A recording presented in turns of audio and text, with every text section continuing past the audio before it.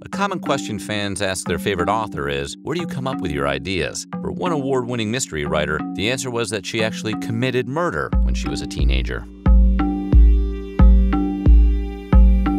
Today, we are looking at the dark past of author Anne Perry. Anne Perry, best known for the Thomas Pitt and William Monk series of historical detective fiction, killed her friend's mother when she was just 15 years old. The details of this case are truly horrific. She served her time and is now out in the world writing popular detective fiction. But before we find out more about this woman, be sure to subscribe to the Weird History channel and leave some comments below. We'd love to hear from you, well, most of you. Perry was successful at keeping the murder a secret from the general public until 1994. Peter Jackson directed a film titled Heavenly Creatures. The psychological drama featured Kate Winslet in her feature debut, and it received an Academy Award nomination for Best Original Screenplay. The film detailed the infamous 1954 murder case in Christchurch, New Zealand, of which Anne Perry was part of. Peter Jackson and his colleagues did extensive research for the script, speaking with neighbors, colleagues, and psychologists of the murderers. Perry was reluctant to come forward initially. However, it wasn't long until she opened up to the filmmakers and later numerous publications about the murder. Anne Perry was born Juliet Hume. Juliet was set to move to South Africa, and she wanted her best friend, Pauline Reaper, to move with her. Pauline's mother, Honora, refused.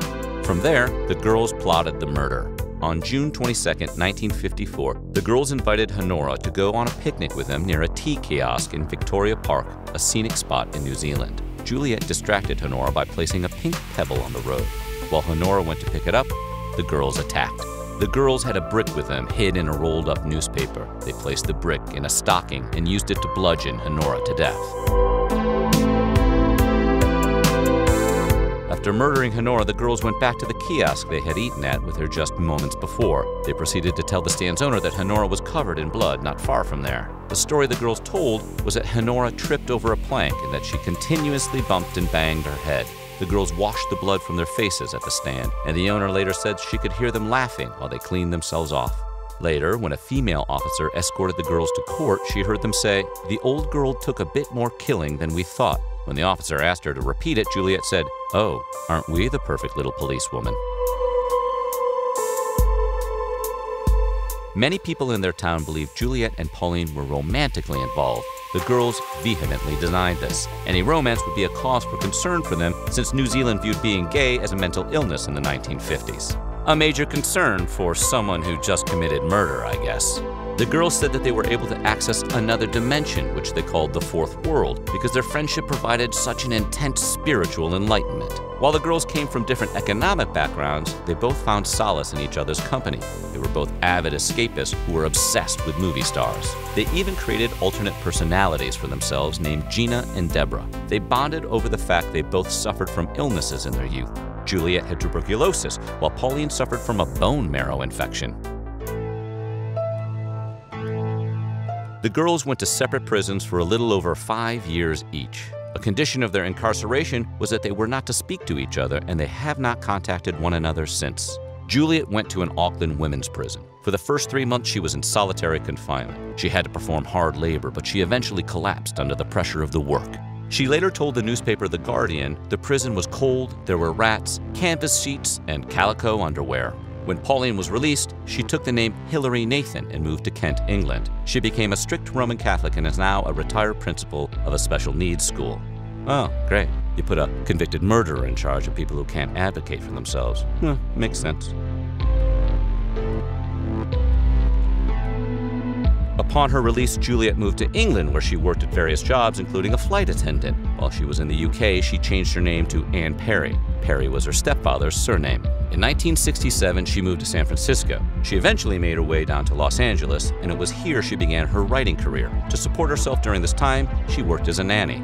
She moved again to a distant village in Scotland to be close to her mother. It was here she drew upon her own criminal experiences to write best-selling historical mysteries. She published her first book, The Cater Street Hangman, in 1979. The novel was the first to introduce the husband and wife detective duo Thomas and Charlotte Pitt to the world. Additional books featuring the characters include Callander Square, Paragon Walk, and Resurrection Row. Pauline's diary reveals that the girls plotted to kill her mother well before the crime took place. She expressed the desire to kill her mother in terrifying detail. Why could mother not die? Dozens of people are dying. Thousands are dying every day. So why not mother and father too? A few days before the murder, Pauline wrote, "We practically finished our books today, and our main like for the day was to murder mother. This notion is not new to me, but this time it is a definite plan which we intend to carry out. We have worked it all out, and both are thrilled with the idea." Naturally, we feel a trifle nervous, but the anticipation is great. The night before the murder, Pauline wrote, "I am writing a little of this up before the death. I felt very excited, and the night before Christmassy last night." Wow, she would be an incredibly hard person to buy a Christmas gift for. Anne Perry later said she helped with the murder because she thought Pauline would commit suicide otherwise. Pauline was the only person there for Juliet when she was hospitalized for tuberculosis as a child. She felt a sense of obligation toward her friend. Perry later told The Guardian, "Pauline was the only one who had written to me when I was in the hospital, and she threatened to kill herself if I didn't help. She was vomiting after every meal and losing weight all the time. I am sure now she was bulimic. I really believe she would take her life, and I couldn't face it." Perry was introduced to Mormonism in the 1960s when she worked as a nanny in California. The religion offered forgiveness for past sins. She became heavily invested in the faith. In an interview with the Deseret News, Perry said, "I got down on my knees before I went to bed, and I asked my Father in heaven if it was true or not. And when I woke up in the morning, the room was absolutely filled with light. And I don't mean sunlight." Perry told the New Zealand Herald that doctors tested experimental drugs on her to treat her tuberculosis. She told the newspaper, "A long needle in your behind every third morning. They'd catch you when you were still asleep." There could be some truth to this. At the time, some treatment facilities used iproniazid, which caused some people to start dancing around and to become animated and happy. According to Anne Perry's website, she has sold over 20 million books worldwide. She frequently appears on the New York Times bestseller list. She has also appeared on bestseller lists around the globe, including Canada, Germany, and France. She has written nearly 100 novels since 1979. Her most recent mystery novel, titled Dark Tide Rising, came out in 2018. The Times listed her as one of their 100 Masters of Crime in 1998.